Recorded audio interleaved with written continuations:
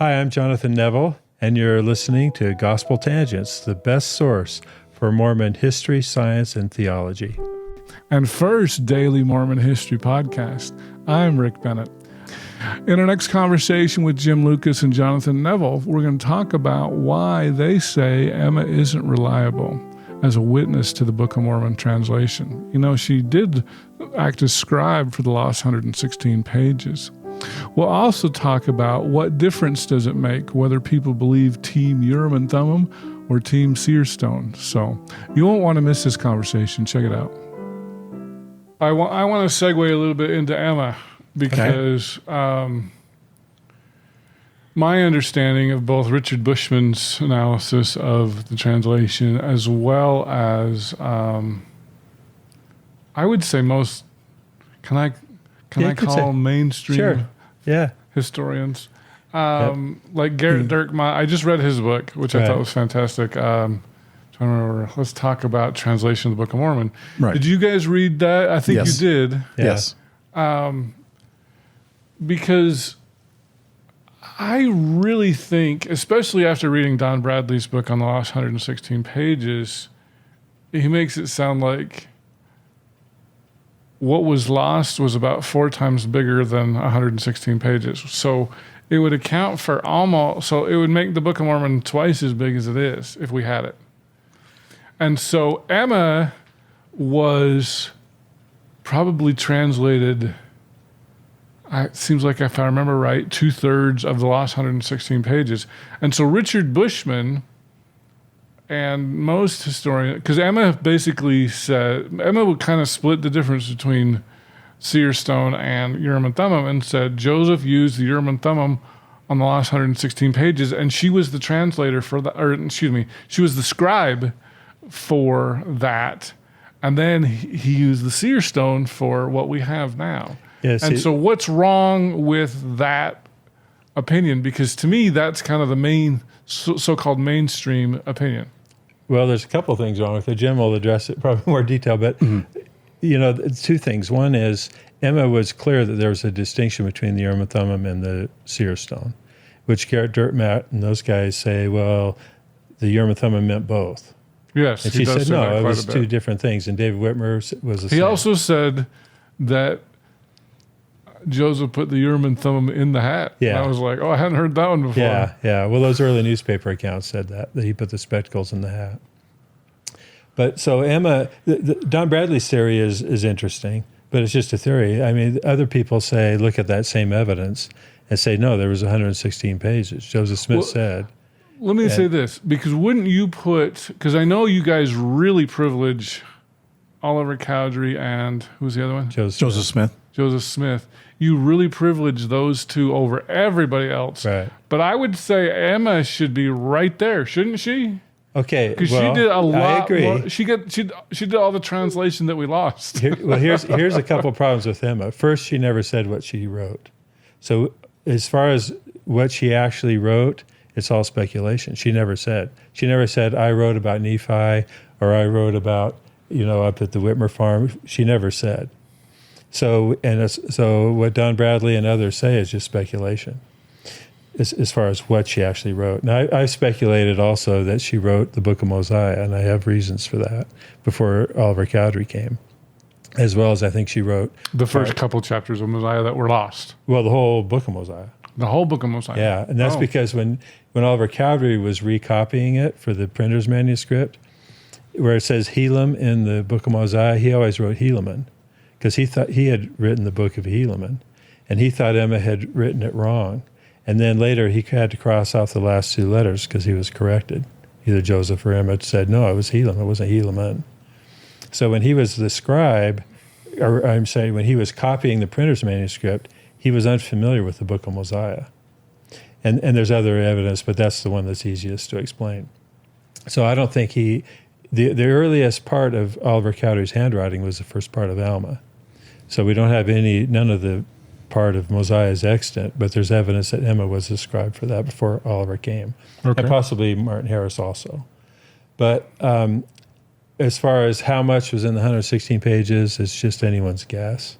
There's evidence both ways. So Emma really, her statements boil down to two. One is a response to the letter from Emma Pilgrim, who wrote her a letter. We don't have the letter that Emma Pilgrim wrote to her, but we have Emma's response. So we don't really know exactly what the question was, but that's where Emma says the first part was done with the Urim and Thummim and the second part with the seer stone. But that's where her testimony in her last testimony is inconsistent, because she said she sat there and wrote day after day with Joseph had his face buried in the hat in that last testimony. But in her letter, she said the first part was done with the Urim and Thummim, which is a different modality. Well, he put it in the hat. Well, yeah, he could have. I mean, that's what Garrett Dirkmaat says. I know, he does. I know, I realize that. But the other problem with the last testimony is, I don't know if you want to talk about that. Yeah. But there's a lot of reasons why that's just not credible, but even more that she was again responding to the Spalding theory. And that's how her testimony starts off, with questions about the Spalding theory. So to kind of do a quick summary, we really only have two sources from Emma. One is a letter she wrote in 1870 to a woman named Emma Pilgrim, who was in the Reorganized Church.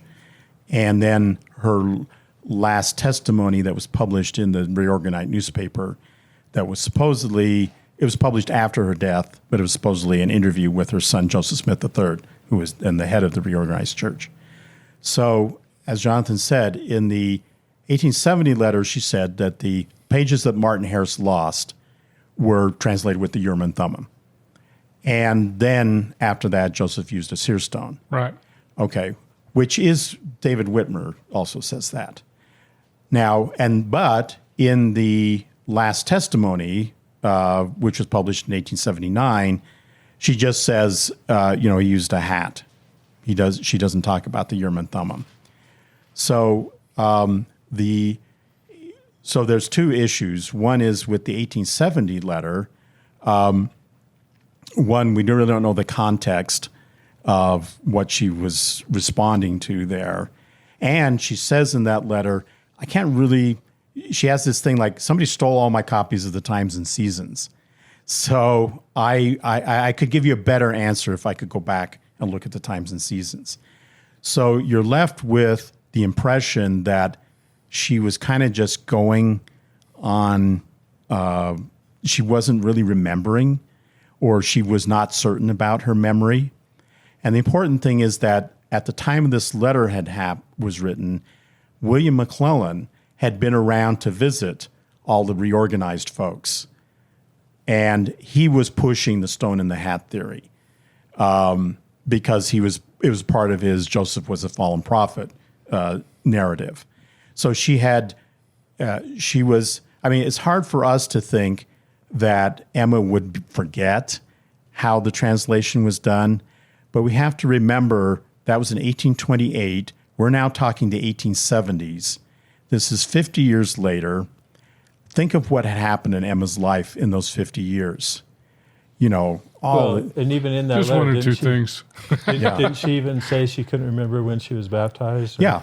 Who baptized her? Right. She couldn't even remember that. So right, and so she she couldn't remember a lot of stuff, and she had a really crazy, horrible, tough life in that interim period of time.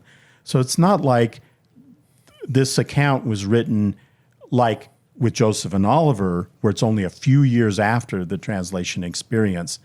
This is, 40, 50 years later after all this stuff. She's never had occasion to repeat this story.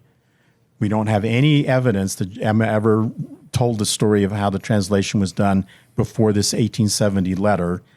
And she can't remember things. As she in the letter herself says, if somebody took all my Times and Seasons, I could give you a better answer if I could go back and look at what the Times and Seasons says.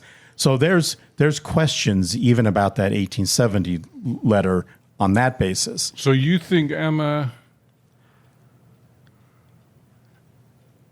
is wrong when she said that the Book of Mormon we have now was not... She said it was translated with the seer stone, but you're saying that's wrong. We're saying that she had participated in, well, first of all, in the letter, she says that the part that was lost was all done with the Urim and Thummim. Right. And it's very important because I'm going to take a little side step here, but you mentioned the fact that the Urim and Thummim, Garrett Dirkmate and his colleagues make a big deal about the fact that the term Urim and Thummim is meant the seer stone as well. Right. Okay, so that's just absolutely baseless. There's no base.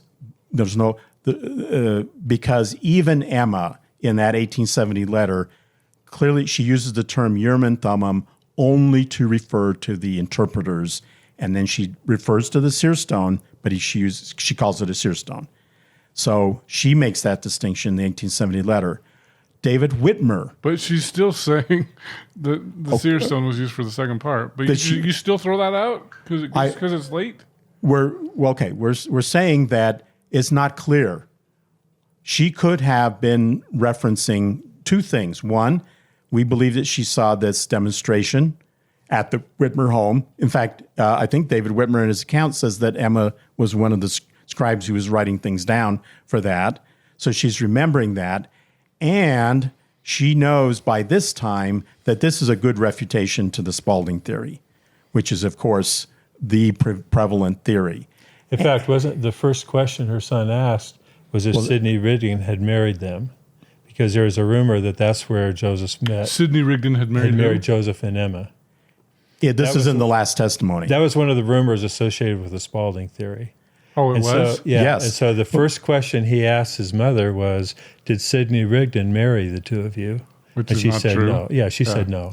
But I mean, that was the gist of that interview was the Spalding because the purpose was to tie Sidney to Joseph much right, earlier. because that's the big gap in the Spalding theory. Right. You can't tie Sidney before November of 1830. Right, right.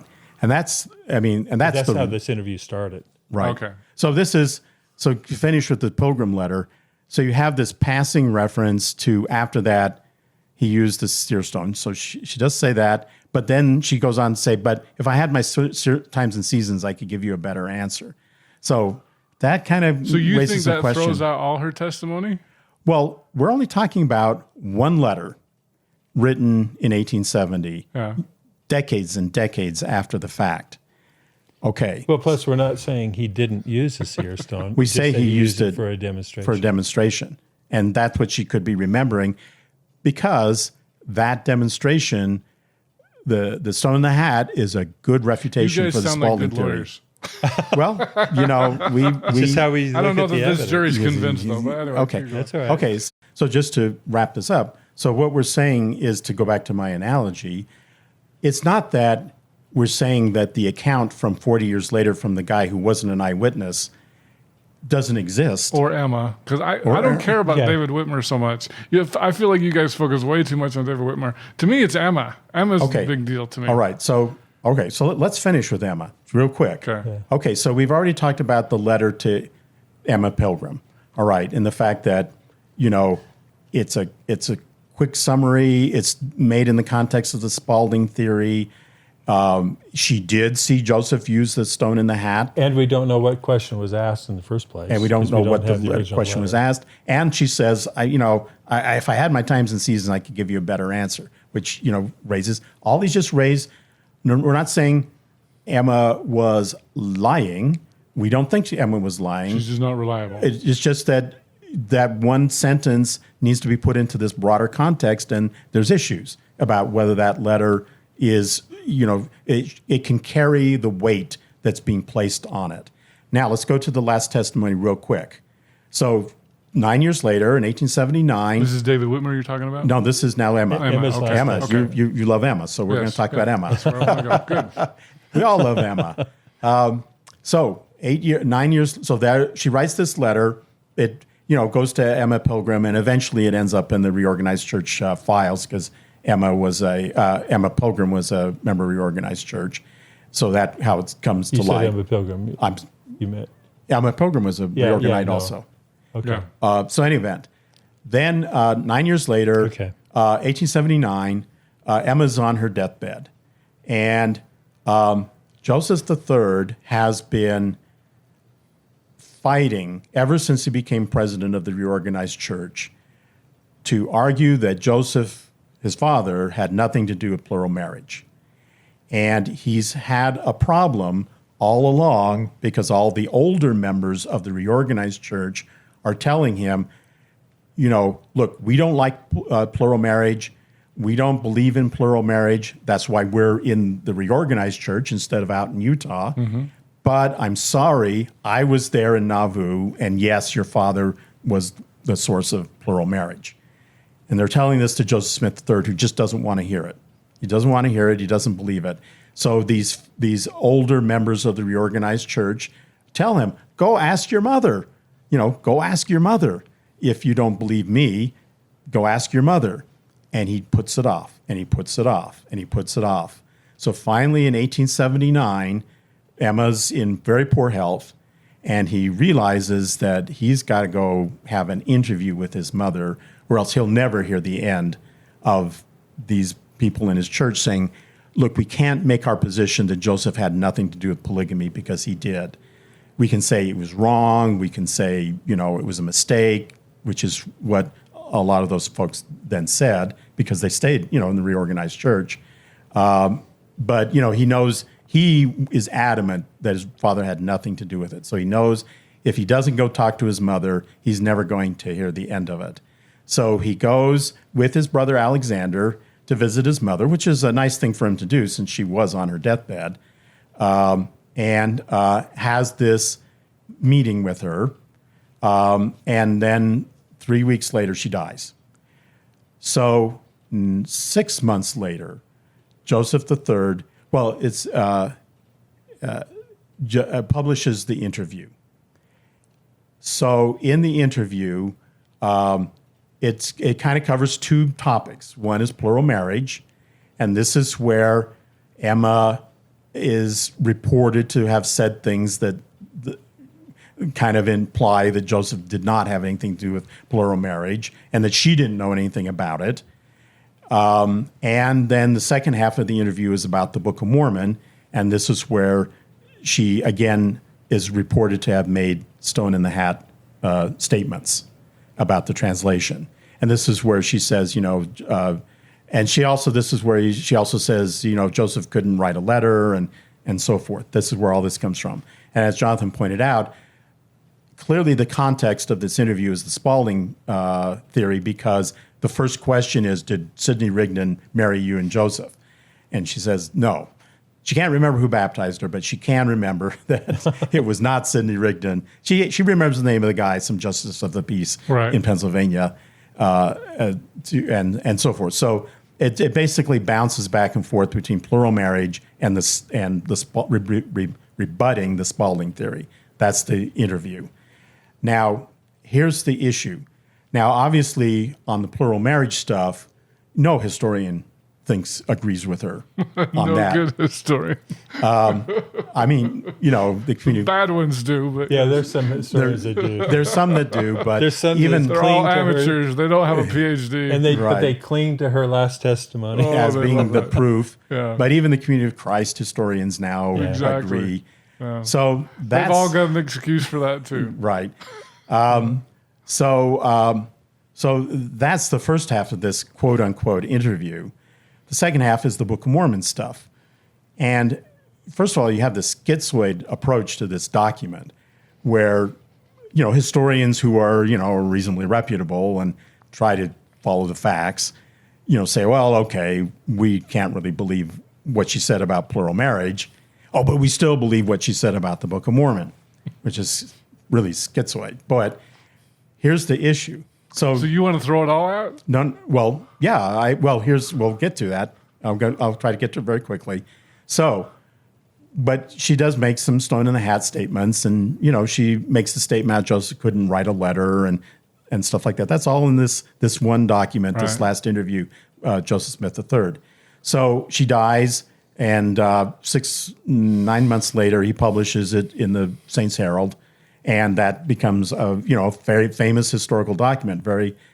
She's very eloquent in it. She's very fluent. Mm-hmm. I mean, it's really good language. She sounds really coherent and decisive and precise, just like a lawyer. Oh, wait a minute. Joseph Smith III was a lawyer, wasn't he? Right. So any event, but there it is. It's there. It's on the record. Everybody knows about it. And she's saying, this is where she says, she doesn't talk about the Urim and Thummim like she did in the letter to Emma Pilgrim. She just says, stone in the hat, and it was covered, and the plates were covered on a cloth nearby when he was being translated. I took a picture of that. I'll have to pop it in. Yeah. So this is what the account says, and it's published and it exists, and there's no question about it, except that.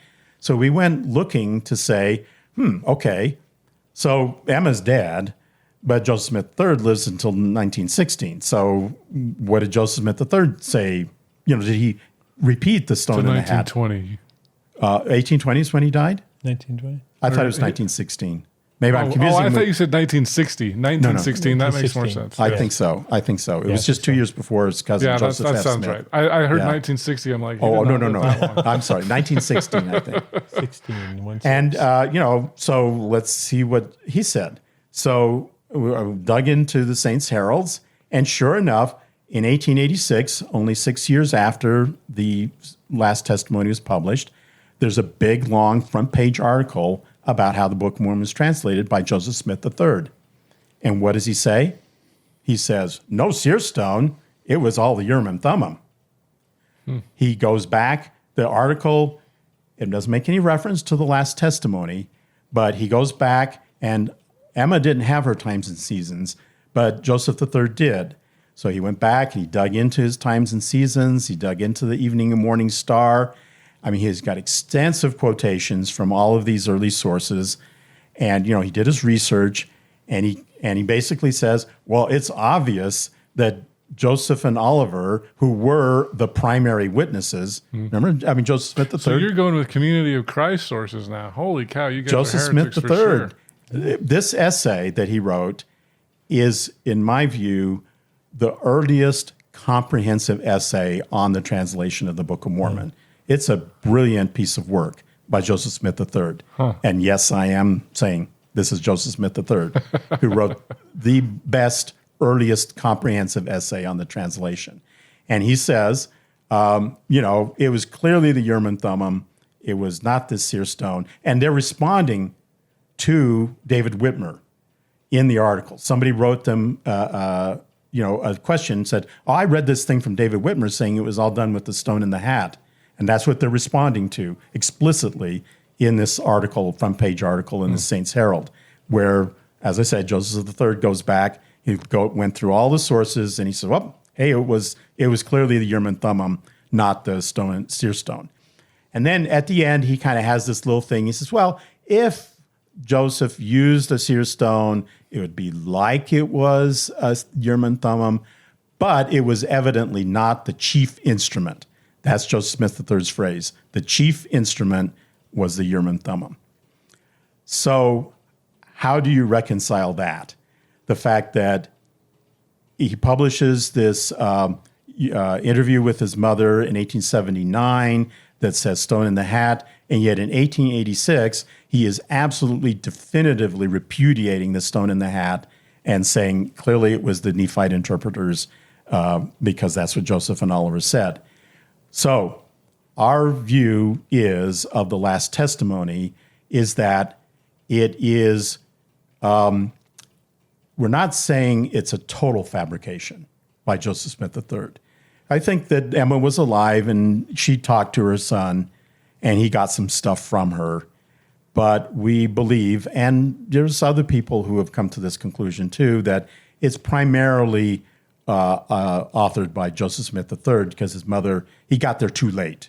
His mother was. Well, let me say a couple things about that. So I from the Community of Christ Library, I got the actual letter or the original document of this interview, and it's all Joseph Smith III's notes. Joseph Smith III. He wrote the questions and the answers in his own handwriting, and it's interesting that when it was published in Utah, the people here responded to it because of the polygamy stuff. And Eliza R. Snow said it doesn't look to her like Emma had anything to do with that. It was all Joseph Smith III who wrote it. because she says Emma was present with me when some of these events took place, and she's supposedly denying it in this last testimony. And so Emma never publicly acknowledged it. There was no one else present that talked about her having answered these questions. Because she died a few weeks later. Yeah, she died shortly after. And he didn't publish it until long after she died, so she couldn't have refuted it if she objected to it. And so it appears to us that it was a highly apologetic document that he prepared, probably based on some things that she may have said, but there's no indication she was that articulate at that age shortly before she died. And again, he had been engaged with other critics about the Spalding theory, and that was the predominant. I don't know how I can overemphasize this. It was a predominant objection to the Book of Mormon at that time in the East Coast media and so on. And so that's what he was having to deal with, polygamy and the Spalding theory, and that's what her testimony addresses. So first, to begin with, from a historian perspective, you can't say Emma actually gave those answers. It's not in her handwriting. No one else witnessed it. It's all in Joseph's, the questions and answers, all in his handwriting.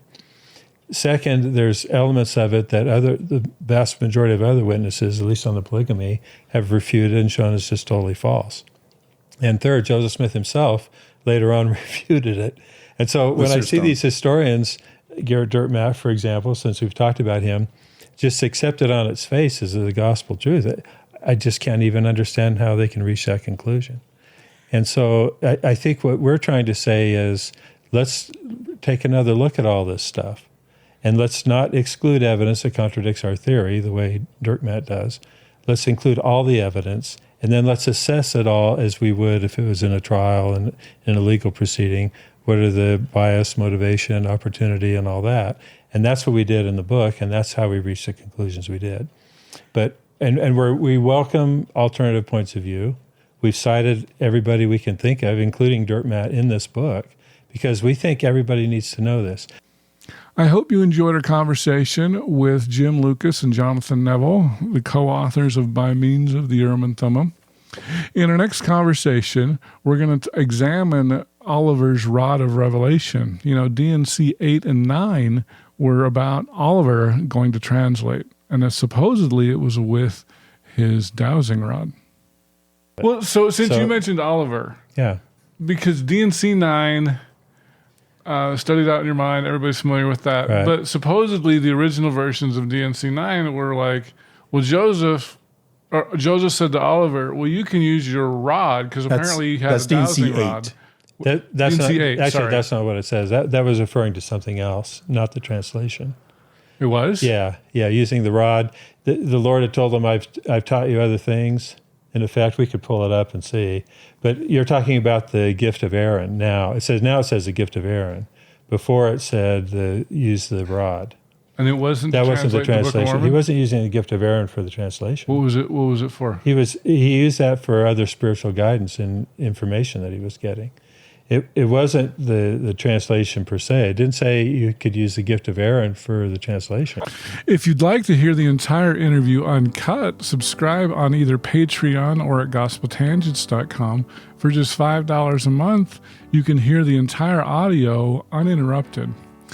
On our $10 tier, if you would like to see the whole video, you can see that either on youtube.com/gospeltangents, or I've got a special Facebook group devoted for full videos. So subscribe at gospeltangents.com and sign up for just $10 a month. For $20 a month, if you'd like to get some bonus content, maybe some of the stuff that ended up on the cutting room floor, you can sign up for that. And then if you'd like to talk to me for $100 a month, we'll do a monthly phone call on something like Zoom, and you can ask me anything you want. So thanks again. Also, don't forget about the merch, mugs, T-shirts, hats, things like that. I'm trying to get the ties up there. Hopefully I can get up there. And thanks again for watching Gospel Tangents, and click here for some more videos.